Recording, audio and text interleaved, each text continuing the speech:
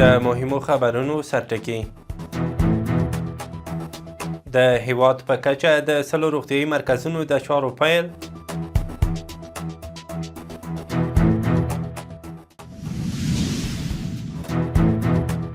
په قرغیزستان کې د افغان او ازبکستاني سفیرانو کتنه.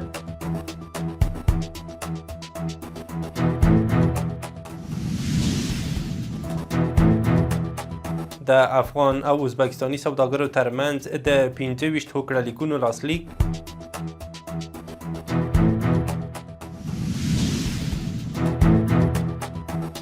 او د ایران له لوري په هرمز تنګي کې د پراخو پوځي سمندري تمرینونو پیل.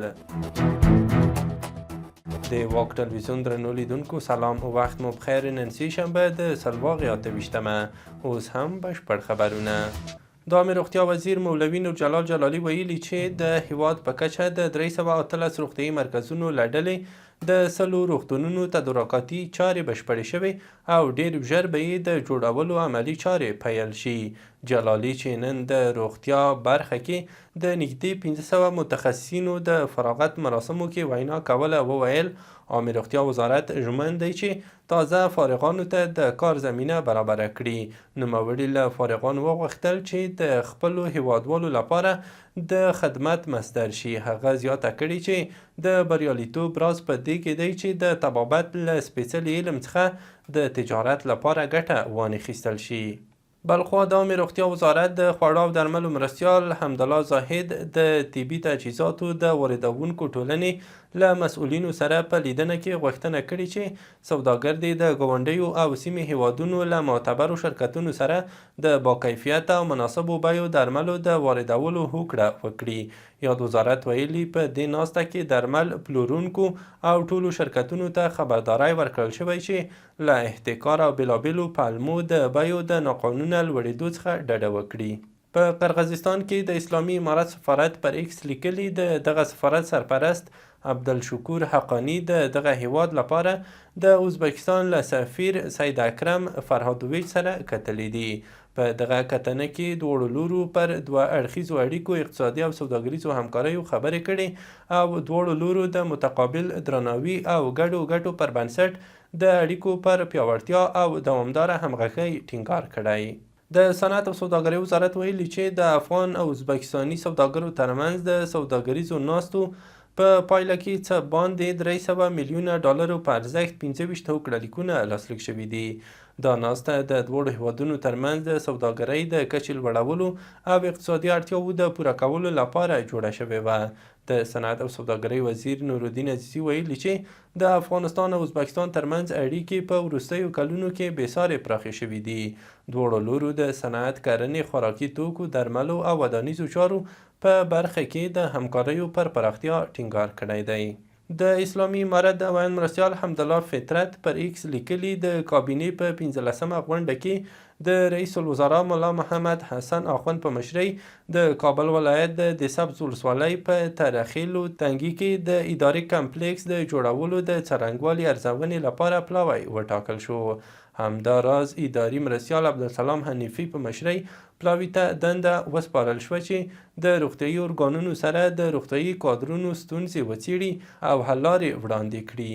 کابل والی ملا امین الله عبید د ازبکستان د سیداریا والی ایرګین جان تور دیموف په مشرۍ پلاوي سره کتلي دي. کابل ولایت مقام ویلي چې په دې کتنه کې عبید د دواړو هیوادونو مشترکاتو ته په اشارې د دوه اړخیزو اړیکو او سوداګرۍ پر پراختیا ټینګار کړی دی. همداراز د ازبک پلاوي مشر د کابل او سر دریا ترمنځ د سوداګرۍ پر پراختیا ټینګار کړی او زیاته کړې ده چې افغانستان نوي پړاو ته داخل شوی دی. په دې کتنه کې د ازبکستان د سفیر سربیره د افغانستان او ازبکستان د سوداګرۍ او پانګونې مسؤلینو هم ګډون کړی و.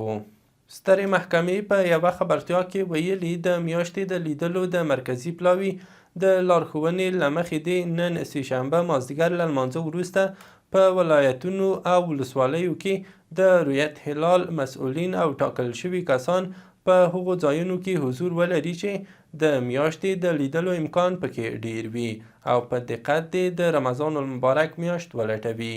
د میاشتې د لیدلو یا نه لیدلو کره معلومات دې د ولایتي محاکمو له لارې د سترې محکمې اړوند د رؤیت هلال مرکزي پلاوي سره شریک شي. د هغوی په وینا وروستی اعلان به د رؤیت هلال مرکزي پلاوي له لوري کیږي.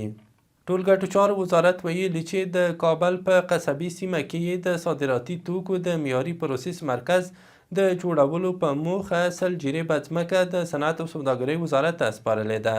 صنعت او سوداګرۍ وزارت ویلي چې د یادې پروژې سروې او نور لومړني پړاوونه بشپړ شوي او ډیر ژر به یې د احاطوي دیوال چارې هم پیل شي. د چارواکو په خبره د دغه مرکز په جوړېدو سره به صادرات پیاوړي، د کورنیو تولیداتو کیفیت ښه او ګڼو کسانو ته به د کار زمینه برابره شي.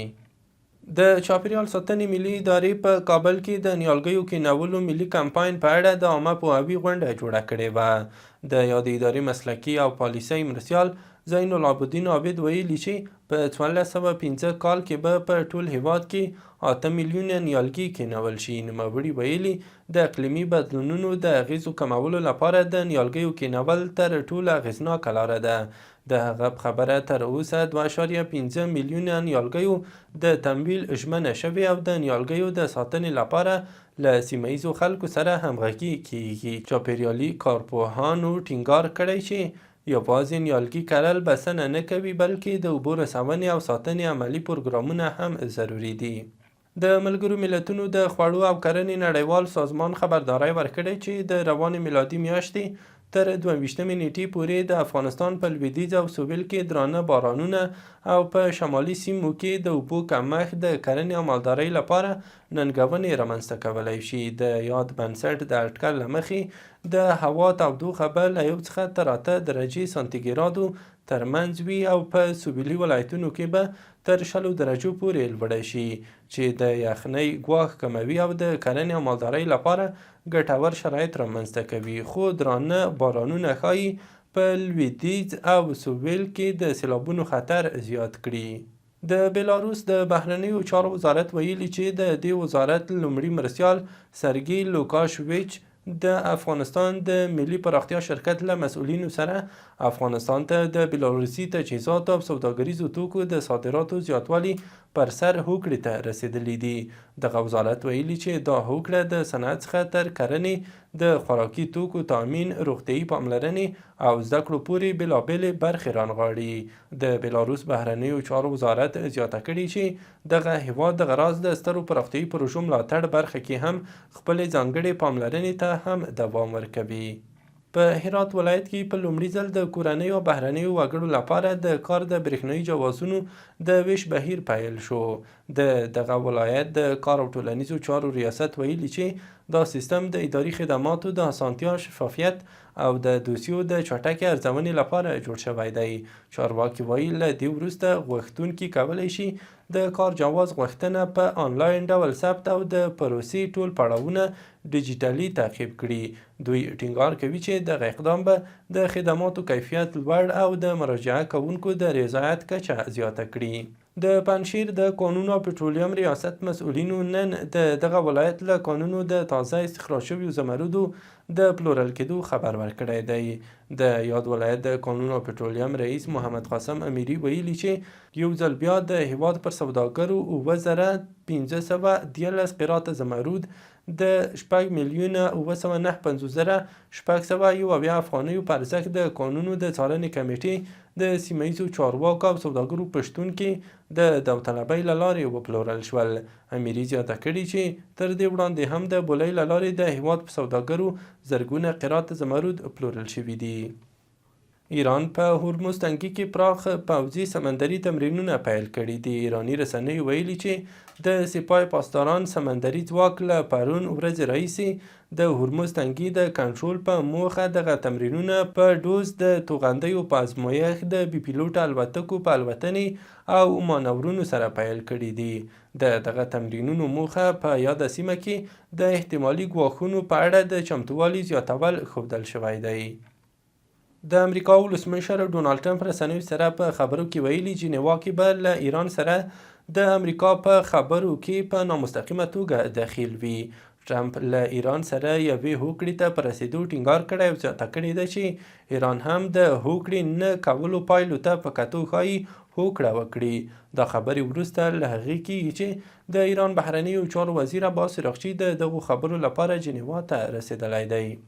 بل خوا نړیوالو رسنیو د راپورونو له مخې امریکا د 250 څخه د زیاتو بار وړونکو الوتنو په ترسره کولو خپل پوځي تجهیزات په اردن، بحرین او سعودي عربستان کې اډو ته لیږدولي او ورته مهال یې په جنیوا کې له ایران سره د سه‌شنبې ورځې اټومي خبرو ته په نږدې کېدو سره یې سیمه کې خپل پوځي چمتووالی نور هم زیات کړی دی. او وروستی خبر مو هم ده چې د افغان سولې لپاره د امریکا پخواني ځانګړي استازي زلمي خلیلزاد هم پر ایکس د کرکټ ملي لوبډلې لوبډلمشر راشد خان ته په کرکټ کې د نوي نړیوال ریکارډ جوړولو مبارکي ویلې ده. راشد خان تیر ورځ په روان نړیوال شلوريز جام کې له متحده عربي اماراتو سره په لوبه کې خپلې 200 ویکټې پوره کړې. له ملتیا او لیدلو مو مننه. وروستیا مهم خبرونه مو همدومره وو.